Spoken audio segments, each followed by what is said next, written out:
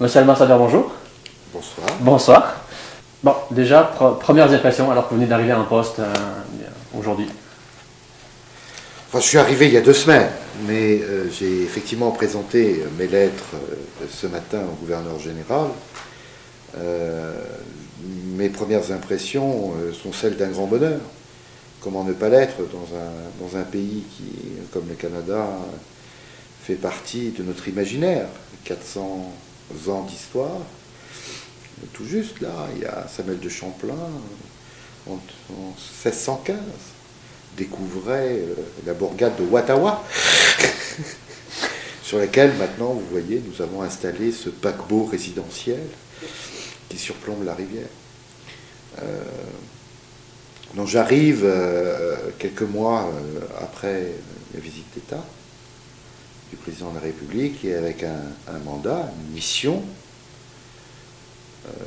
confiée par le gouvernement de la République pour que ces relations soient encore plus productives. Le président a fixé des axes, il convient maintenant d'en assurer le suivi et dans les domaines qui sont mis sur ma feuille de route, il y a l'économie, naturellement, c'est la première préoccupation, la croissance, l'emploi. Et donc comment, avec le Canada, améliorer nos échanges, les investissements, pour que cela ait un effet sur la croissance et l'emploi en Europe, en France. Un deuxième axe, naturellement, c'est le climat, avec la préparation de la conférence de Paris en décembre 2015, qui doit aboutir à un engagement international. Et puis, enfin, naturellement, sécurité, défense, et c'est, je comprends ce qui vous intéresse le plus, à 45e Nord, parce que nous avons, ça n'a pas forcément été toujours le cas, vous êtes mieux informés que moi, mais nous avons aujourd'hui, en ces jours de février 2015, une perception commune de la menace. Et la menace, dans un monde de plus en plus complexe, où les États font face à des acteurs qui ne sont pas des États, donc face à ces nouvelles menaces, la perception que le Canada et la France se font de leur capacité à faire front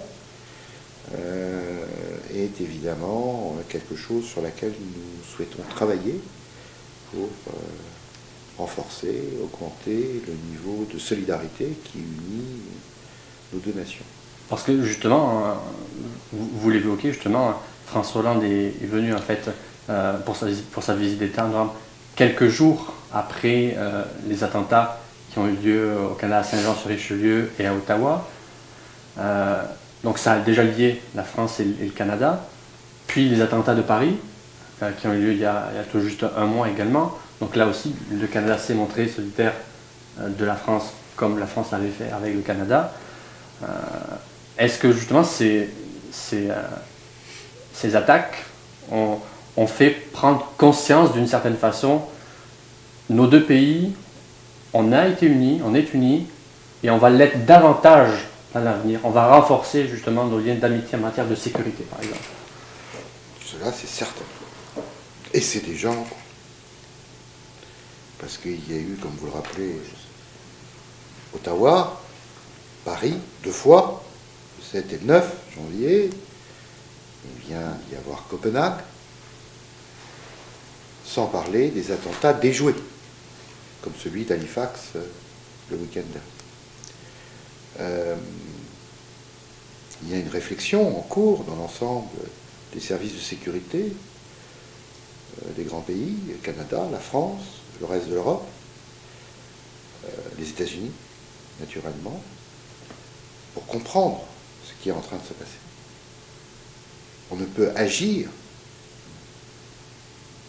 que si on sait à quel ennemi on fait face. Et aujourd'hui, on est passé très rapidement, en 3 mois, 4 mois, d'une situation où tout le monde pouvait penser, plus ou moins, qu'il s'agissait d'actes isolés,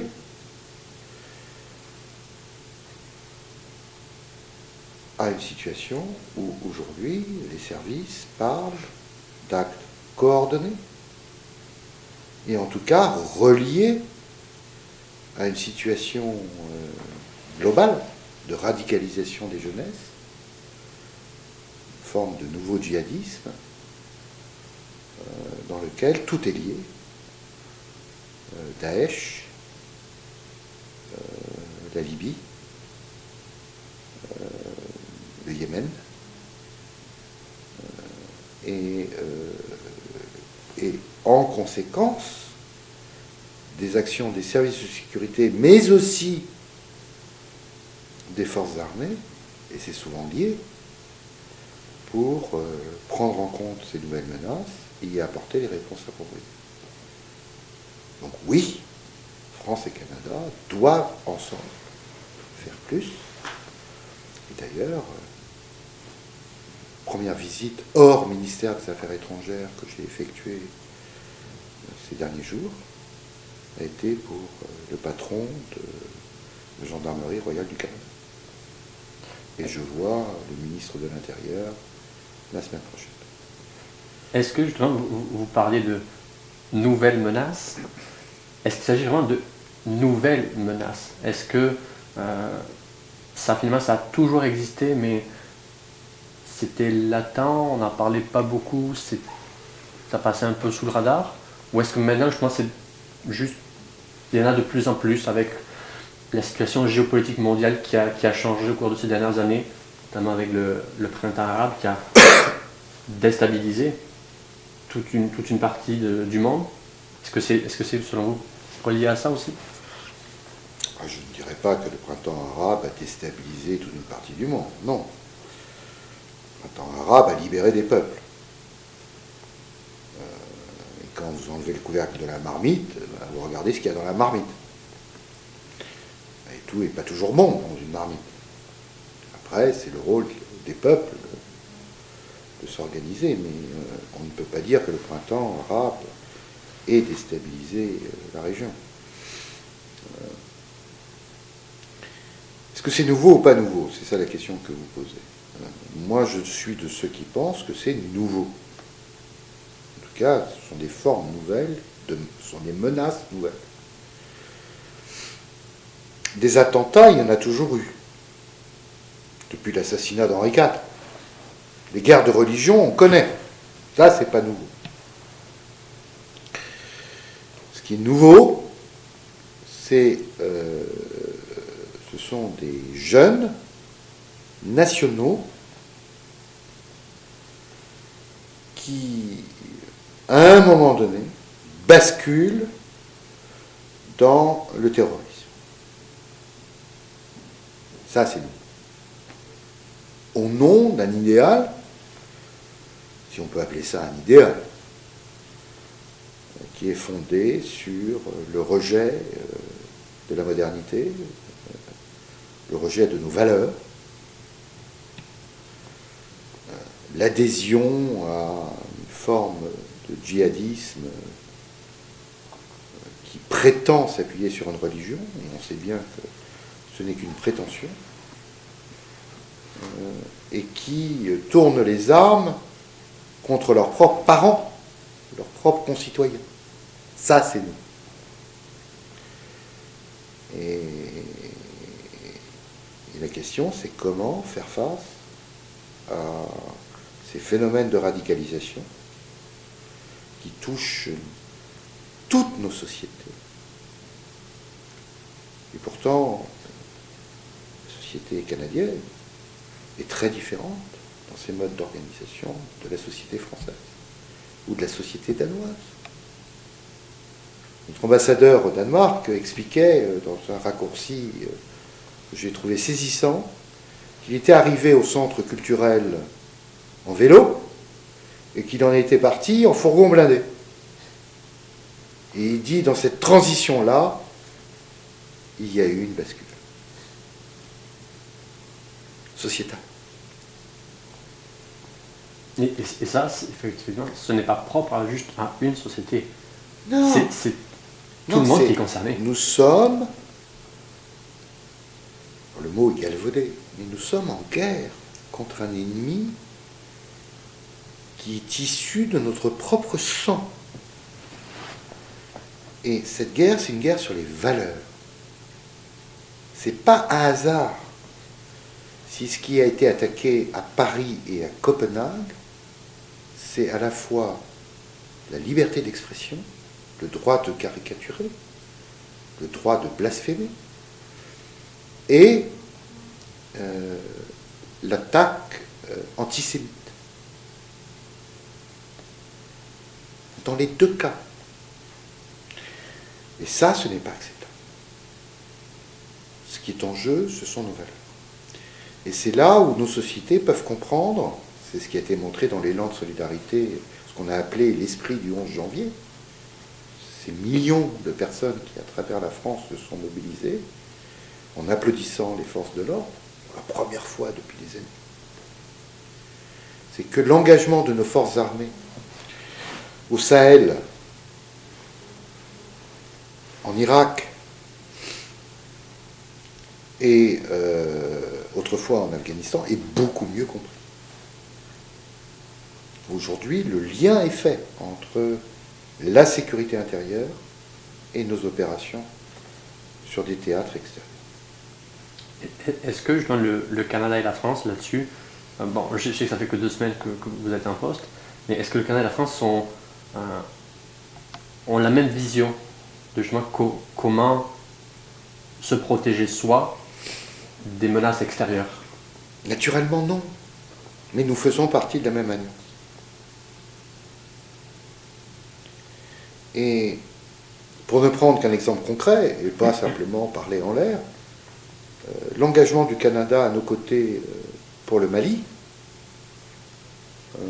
a montré une forme de solidarité, une forme de proximité entre nos forces armées que nous n'avons pas trouvé beaucoup ailleurs, y compris en Europe.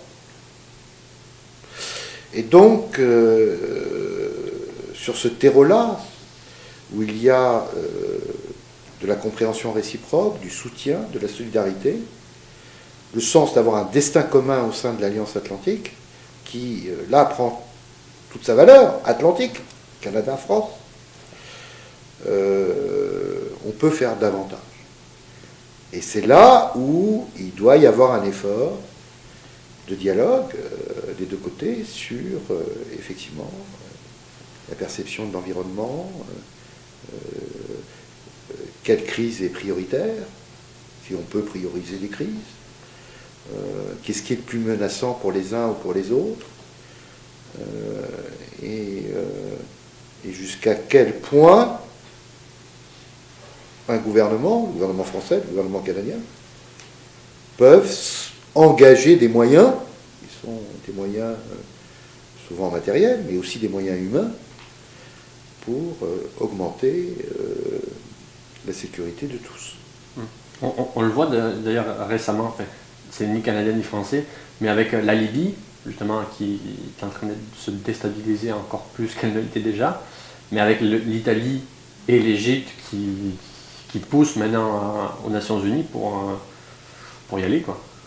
Qui, je pense, les deux n'ont pas forcément les mêmes intérêts, mais en front commun. C'est quand le feu brûle dans la maison de votre voisin, il est clair que celui qui est de l'autre côté de la route est le premier à crier au feu. C'est le cas de l'Italie.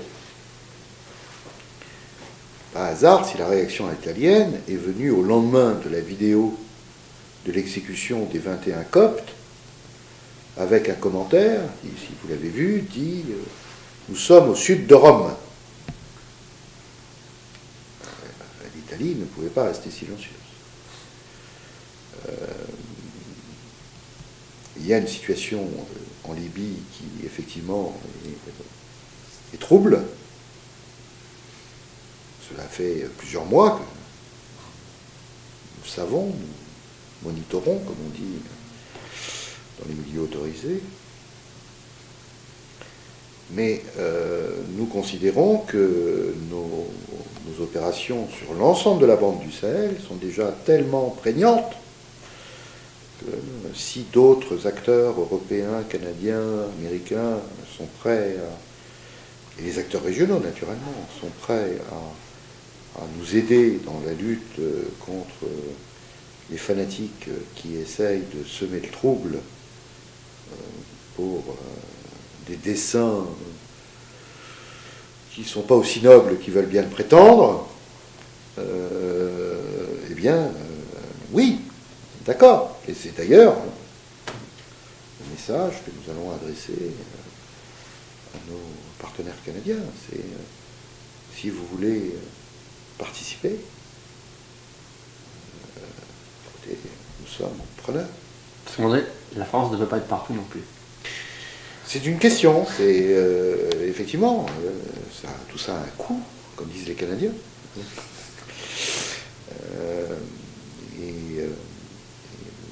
Quand j'étais jeune, on parlait de partage du fardeau au sein de l'Alliance. Au Sahel, le fardeau, il est clairement sur le dos des Français. Du Mali au Tchad, aujourd'hui à la frontière Cameroun-Niger, pour les opérations visant Boko Haram, visant à éliminer les sanctuaires de Boko Haram. Le front nord, donc Libye, sud, Algérie, sud, voilà, où nous avons quand même perdu un otage, il ne faut pas l'oublier. Voilà, nous portons le fardeau, nous ne fuyons pas nos responsabilités, parce que nous sommes convaincus que, ce faisant, nous contribuons à la sécurité de la Méditerranée et donc de la France. Mais comme on voit, on vient de le dire, sur les combattants isolés, soi-disant isolés, qui vont chercher l'aventure sur les théâtres syriens ou irakiens, eh bien, nous disons aux Canadiens que la sécurité que nous protégeons, que nous nous efforçons de protéger sur le Sahel, est en réalité une sécurité collective. Et les Canadiens le savent, c'est pour ça qu'ils sont venus à nos côtés. Alors, justement, abandonnons la partie sécurité maintenant, allons plus du côté de défense, justement. Canada, France, les forces armées canadiennes, les forces armées françaises collaborent, comme vous le disiez, au Mali notamment. Depuis quelques mois, un an, on va dire, on voit qu'il y a quand même de plus en plus d'entraînements qui se font Canada-France, des deux côtés. On a vu le Mistral qui est venu ici l'an dernier. Là, il y a tout juste un mois, même pas un mois, 3 semaines. Rafale Blanche. Rafale Blanche, les chasseurs alpins. Je connais bien, parce que j'étais préfet des Hautes-Alpes. Bon, voilà. Ils sont venus rendre visite. Je connais leur expertise. Voilà. Donc, on voit depuis quelques mois donc, tous ces liens qui s'établissent. Est-ce que ça va se renforcer encore plus à l'avenir? Est-ce qu'on va voir encore plus de Français qui vont venir ici dans d'autres exercices que hivernaux, exercices d'été, ailleurs, et vice-versa? Écoutez, ça dépend des opportunités et des besoins. Moi, je ne crois pas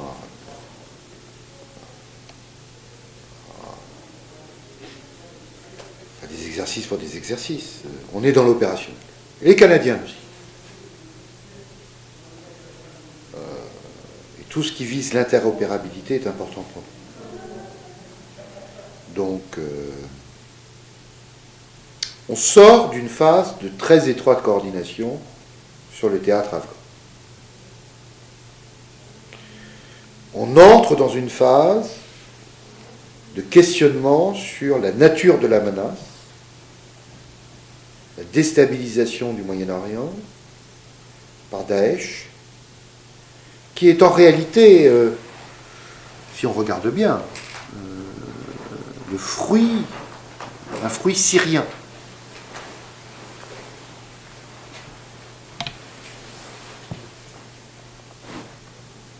On pourrait discuter d'ailleurs de pourquoi la guerre continue en Syrie.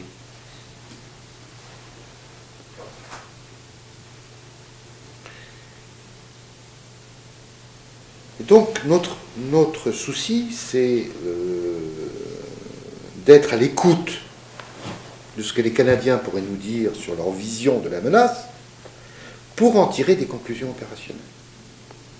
Et sachant que les engagements de nos forces aujourd'hui sont tellement importants que plutôt que de faire des exercices, j'allais dire des ronds dans l'eau, mieux vaut un hélicoptère ici, un transport tactique là, des forces spéciales ici, des agents de liaison là, pour diminuer la part du fardeau qui nous incombe à nous Français, et faire comprendre à l'ennemi qu'il est seul et qu'il ne peut pas diviser l'alliance, et que plus il continuera à semer le trouble, plus il fera face à de la détermination.